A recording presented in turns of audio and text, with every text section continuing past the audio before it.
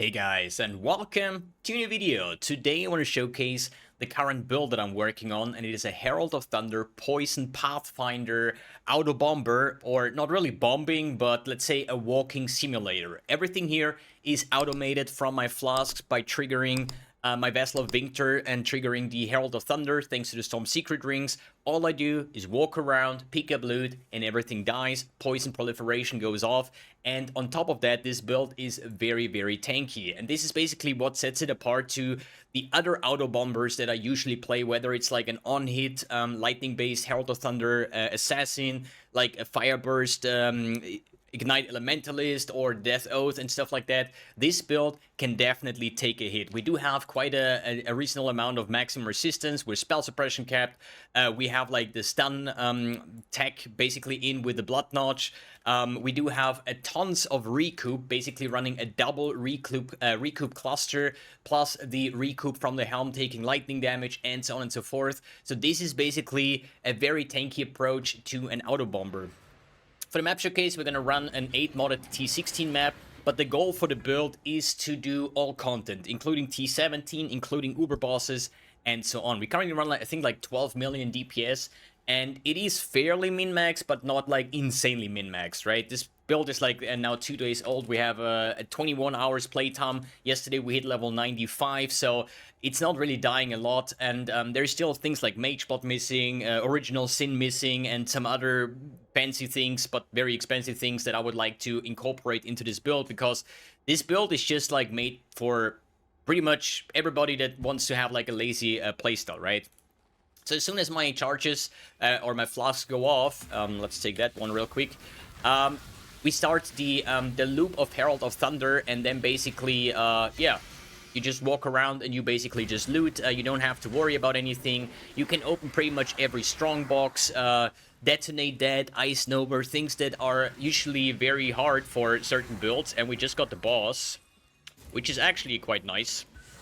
So we can showcase the built in lightning arrow setup to trigger up to 90% shocks. I'm kind of curious if we are able to, yeah, get 90% shocks on that guy with the lightning arrow in our Voltaxic Rift. Let's see how that one works out. With 39% shock, sir, 90% shock in your face, and this is basically phase 1. Waiting until the guy makes his outer circle, and we continue. We're still gonna have a 90% shock on that guy, and it is now phased as well. So as you see, there is definitely bossing DPS in here, while still maintaining to be a complete Autowalker build. Maybe I'm finally able to do this stupid challenge where you're not allowed to get hit by the stupid laser, which is this laser over here, but maybe it's not hitting me. Okay, maybe this is it. I've killed this boss so often already, but I always fail on this stupid challenge. So, let's get some additional Plague Bearer on. This is the next phase. I think he's making the circle smaller again. What is he doing? Okay, we need another 90% shock. Or we just don't get a 90% shock, but he's dead anyways. So, one more dancing around. One more dancing, and if he doesn't do the laser, I might finally make the challenge. Unless he's an asshole and does it literally right now. Wait, this could work. What?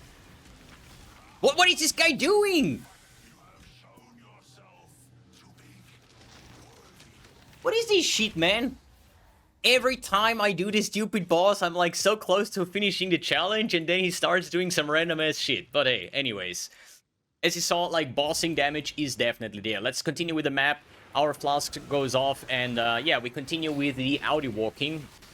And I kind of hope that we're gonna get some corpse explodey stuff going, so you see that I'm actually able to phase Danktos as well. But for my current farm, which is basically Alk and go and just, you know, pick up loot, this is like the perfect build for it. And once I scale it to like the higher levels, and I'm really curious if this, like, we've done a T17 yesterday on stream, was actually deathless, and the bossing damage against T17 was also very, very nice. The only difference though is, you know, T17, they can be rolled to be playable, but they can also like completely brick like everybody's built with like insane amounts of, what is it called? Stupid modifiers, right? So it's always like a bit of a question, like what is actually a runnable T17 and what T17 is actually so hard that you're not really supposed to basically do it, right? But as I said, like based on the altar modifiers, I just couldn't care less what modifiers I get because my build can pretty much do everything. Same on the map modifiers. There is only 2 map modifiers that I've seen so far that I just cannot run. And one would be poison immune, like as a poison build, kind of shit to do, right? Oh, the poison probably goes off. Another one that is very bad is avoid elemental ailments. Because as you can imagine, if I cannot inflict shocks, then I cannot let my Herald of Thunder go off. And this is basically pretty bad, right? So we can open that one again. Poison Prolif goes off. Oh, it's so beautiful, man. Open it for the 3rd time. There it is. And yeah, I think that is pretty much the map. Here we have a Reflecting Mist. And we get Dex, Int, Life, Regen. I think that's it. And I still have not ever found this like weird Reflecting Mist item. So, 36 monsters remaining. 34 monsters. I guess there is some hidden... there is a couple more, 23 monsters remaining, 80 monsters remaining, but the clearing is just absolutely beautiful, and it is also like very tanky. So let's talk about the build and how this actually works together. If I stupid things. Okay, so Herald of Thunder. So basically, once you shock or kill a shocked enemy, the Herald of Thunder goes off, which makes it only a mapping tool unless you have the Storm Secret Rings, which basically say once you shock an enemy, the Herald of Thunder goes off, and it also has an increased frequency, but you take lightning damage every time Herald of Thunder hits. So you need a lot of sustain, and this helps basically with like regen, leech, recoup, maximum resistance, like everything that can reduce the incoming lightning damage will basically help you. But with this like Herald of Thunder, you can also trigger a cast for damage taken setup, so you can make some loops over there as well. But what we're talking here is, first of all, we need to be able to sustain that. And even in the start, when I started the build, I only played with one of these rings because I just couldn't sustain it, right? And the way I sustain the damage is basically by running a double recoup cluster. So this is like 6, 12, 24, and I think it's 30 over here, makes it 54. And then we have like another 14% lightning damage taken, recoup this life over here. And then we have like here a flask suffix craft with 15% of damage taken from hits is leached as life during effect. So we are way over leeching or over regenning, recouping the progenesis effect. So we are basically, when we get hit, we basically heal ourselves than actually taking damage. And this is why this build is actually fairly tanky. We also run the triple Ellie flasks, getting to a nice 84% maximum resistance. The Vessel of Winter is currently just to have like an AoE shock, because in the end of the day, when you don't run the Vessel of Winter, you still need to shock an enemy, right? And once the Herald of Thunder itself cannot shock, so you need something else. So you can either use like a cast for damage taken setup, where you proc like a Shock Nova or a Crackling Lance, or you sometimes shoot your Lightning Arrow to shock enemies. But I wanted to have it completely automated. And that's why I said, you know, Vessel of Winter is the thing, and we also have like a shock spread over here. But back to the topic, so we're sustaining the Storm Secret Rings, right? But now we need to make Herald of Thunder to be able to poison, but it is a lightning skill, so only physical and chaos damage can actually inflict poison. And this is when the Voltaxic Rift Bow comes into play, because it has 100% of lightning damage convert to chaos. So now all of our lightning damage convert to chaos, chaos damage can poison, so now we need 100%, in the best case, 100% chance to poison. If you only have 80%, that's basically 20% less damage, because poison stacks endlessly, and the more poisons you have, the more damage you deal. It's not like Ignite, right? So if you have not 100% poison chance, you're basically just lowering your DPS, because only every 4th hit or something will actually poison an enemy, or let's say 4 out of 5 hits, right? Instead of all 5. And with Dendrobate, we have a level 10 chance to poison, giving a good amount of poison chance. And then basically on our cluster here, or at least like on our skill tree, we have here chance to poison, notables over here as well with the chance to poison. And there would be even, I think, septic spells over here where you also have a chance to poison with spell damage. So that would work as well, but we don't need that with the chance to poison over here and the quiver suffix. with chance to poison. We have enough chance to poison. Good. So much chance to poison for our Herald of Thunder to actually be able to poison 100% of the time. Good. So we talked about how is our Herald of Thunder even able to do that? How do we automate all of that with the Vessel of Victor? And now it's basically a pure walking simulator. To scale the damage, there's multiple ways. We can scale the lightning damage, we can scale chaos damage, chaos.multi, and also elemental overload. The problem with Herald of Thunder is it doesn't have any base crit. So proccing, like having LE overload is nice, but if you never proc it, like what's the point, right? So we need to opt in here some medium cluster jewels with the self-fulfilling prophecy, which gives critical strike, base critical strike chance to Herald skills. Only if you have those, you're actually able to crit with the Herald of Thunder and then basically proccing the LE overload.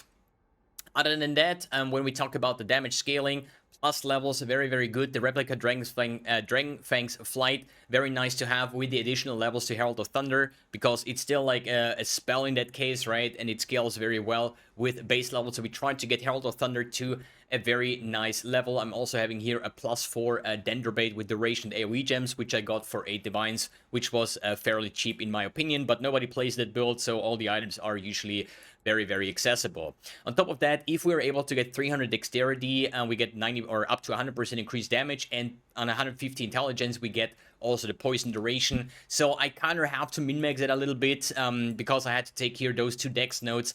I definitely not want to do this in the end version when I say like, hey, I completely min-max the build, so I don't want to play with those kind of things.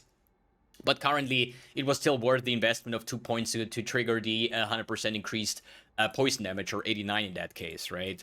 Good. What else is there to say? Here I have a transforming jewel, just because it's so hard to get lots of dexterity, lots of intelligence, and also strength for our, for example, Immortal Call, or for the more duration support for Phase Run, or anything like that. You know, like getting strength is not that easy, so I had to take like a efficient training here to convert intelligence notes, because I had a good amount of intelligence traveling here on the top side. So let's take a look at the other jewels. We run this with the Lone Messenger, which basically doubles the damage, or not even double, but we get more effective Herald buffs, 100% more damage with hits, and 50% more damage over time, which my Herald of Thunder is a poison variant, so I get the extra damage over here. Then I have an Ancestral Vision for the spell suppression cap, because we do have 100% spell suppress, so I'm getting the chance to avoid elemental ailments, I'm sorry. And then we have here a Thread of Hope that is very nice for the growth and decay. We get the Blood Siphon, we get Entropy, we do get the Hunter's Gambit for the chaos.multi over here for 1.10% is very, very good. And here additional flask nodes. Then we're getting 100% spell suppression. I have 3 pieces with fractured spell suppression, as well as getting the entrenched 2 points over here, and the entire Veterate cluster over here, and then 1 single tattoo here for spell suppression, and this gives me 100%. And with, as I said, the Ancestral Vision, 50% of our chance to suppress spell damage is now a chance to avoid elemental ailments, so we have 50% over here. Then I have 20% on the Thick Skin cluster, so we have 70%, and the other 30% is coming from my implicit on my boots with 32% chance to avoid elemental ailments. But you can also use an essence, or even, I think this is even in the base drop pool now for suffixes, but you want to have like either implicit or the suffix to cap out your elemental ailment resistance avoidance, because otherwise you're definitely going to like self-shock with the Vessel of Victor, and being ailment immune is just a lot of quality of life. And another thing here is there is a lot of love in the detail of this character, right? So, for example, we're ailment immune. That means we're immune to like freeze, shock, ignite, chill, brittle, sap, scorch, and whatever counts as an elemental ailment. But we're also bleeding immune on my first Storm Secret Ring, and we're also poison immune on the second one. Then we have our Corrupted Blood immune, where do I have my Corrupted Blood immunity is a good question here. I think I'm a Low Messenger. So we are Bleed, Poison, and Corrupted Blood immune. And then I also try to get as many corruptions that give me like a better time while mapping, like immunity to silence, immunity to maim. Then here I have you cannot be hindered. So everything that there is, you know, I'm probably immune to that. The only thing I need to figure out is the Impale immunity, because I think Impale hits very, very hard, but there is a mastery somewhere, so I need to figure out once I level this character up further how I'm going to get the Impale immunity as well. Then we're running here a Blood Notch Immutable Force setup, so this basically makes me stun immune, which is not really stun immune, but a stun lasts like a millisecond, and if I get stunned, I recover 60% of the damage taken from a stunning hit as life, so that's why I'm basically can stand in every shit and basically just recover up. And if I get the damage, I'm also having like this shit tons of recoup and chaos damage leech on my gloves and so on and so forth. So it is just a very, very nice build in terms of defensive layer and sustainability. I don't think there's anything else to say about here. For the large cluster jewels, I opted in for Prismatic Heart and Overshock, and this is basically to trigger insane amounts of shock, which is a more damage multiplier even for my poison damage, because a shock just means for the enemy, the debuff means they take increased damage from all sources, right? It's not only from hits or something, from all sources. Good, then I also have Arctic Armor and the Herald of Thunder are my only two auras. We are running this, as I said, with the Low Messenger. That means your aura skills are disabled, so no grace, no determination, no purity of elements, no anything that is an aura like malevolence doesn't work, right?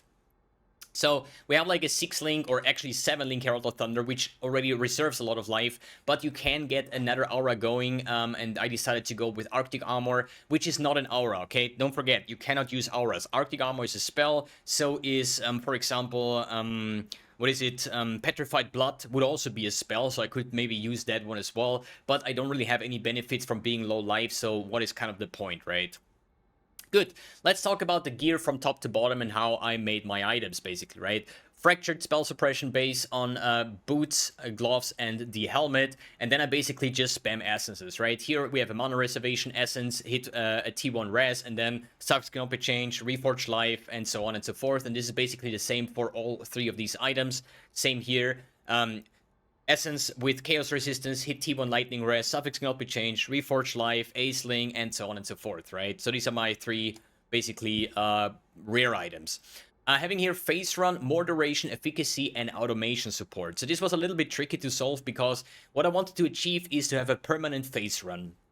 And that means I need to make the duration of Phase Run longer than the cooldown. And if you mouse over this over here, we have a cooldown of 3.96 seconds, but we have a buff last time of 4.33. And how I solve this is basically with a more duration support, as well as anything support gem wise that gives me skill effect duration. For example, here on the efficacy gives me 25% skill effect duration, then the automation support, so I don't have to press it myself, it's just gonna permanently be up. And then I have here, for example, on the damage over time mastery, we have also skill effect duration, and if you sum everything here up, we're gonna get to more duration than cooldown, so it's basically permanently up.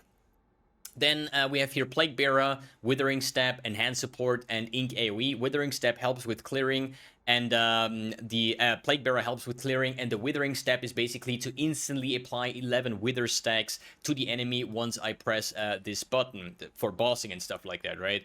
Then we have a cast damage taken, Immortal Call, Temp Chains, and Despair. This is basically my current curses that only will be active if there is like boss or anything.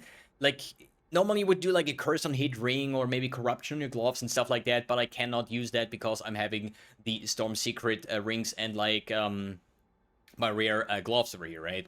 Then on the weapon, we have Lightning Arrow, Awakened Void Manipulation, Accuracy Support, Unbound Ailment, Added Lightning Damage, and Overcharge. This is basically purely, the purpose of that is to inflict high shocks, right? And the Voltaxi Grift reads hits and with this weapon shock enemies as though dealing 300% more damage. So even though I'm not dealing the damage, it counts as if I would do more damage, and that triggers insane amounts of shocks up to 90% or even like 105% if I would take the Lightning Mastery with an additional 15% shock, but I need to POB if this is worth 4 points for the total damage, right? And then on my quiver, I basically got an Ornate Quiver. This is basically you corrupt Malonies, and if 5 of them break, you vendor them and you get back a rare Ornate Quiver, and that's basically how I crafted with the Hunter influence, and then I harvest crafted with Reforged Chaos until I hit the T1 poison. I also got T1 dexterity, and I aceling. I would love to see the frenzy charge generation here, but I didn't hit it. But just means I need to recraft it at another point. Good. Herald of Thunder links, added lightning, ally focus, unbound ailments, void manipulation, and swift affliction. So a lot of people always ask me, why do you run ally focus on Herald of Thunder? Like, what's the point? What is the point of ally focus with unbound ailments? Like, but the thing is, Herald of Thunder cannot shock. So we can run it with ally focus, absolutely no problem. But it also gives me +1 level and 40% more ally damage. And the unbound ailment is not there for inflicting effective non-damaging elements. It's for the increased duration of ailments with supported skills. So that's poison duration, okay? Don't get this wrong with like saying, hey, you're completely stupid to link that together. It makes sense, okay? If you understand how it works. Good.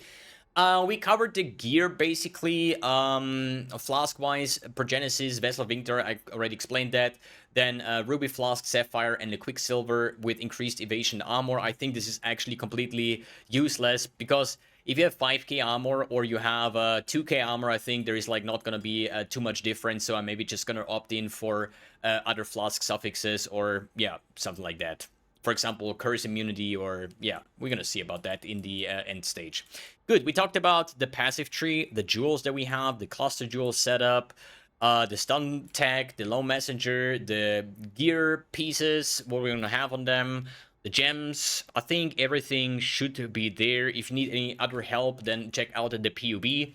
For the microtransactions, we have the Apollyon Hood, the Tormented Body Armor, Gloves, and Boots, the Karui Quiver, the Viper Bow with the Ghost Flame Treasure Hunter weapon effect, Ghost Flame Crystalline Charges, every flask disabled, we have the Imperator Apparition Portal effect. Then we have the Sun Prison, Herald of Thunder, the Stygian Plague Bearer effect. We have a Dark Tempest Lightning Arrow and the Dark Immortal Call. Everything else is basically disabled. And the Ghost Flame Ghoul character effect coming from this season's Misery Box. Good. Lots of talking, and hope you guys enjoy this build as much as I do. And for me, hands down, the best Autobomber. I'm going to continue playing this build. I'm actually thinking about doing all the challenges with this one, and also doing level 100, because it is just such a fun mapper and so lazy to play that I can just, you know, have a good time listening to music, read chat, talk about God and the world, while still just killing everything and just try to get some currencies going. Alright guys, thanks for tuning in, thanks for watching, and see you in the next video.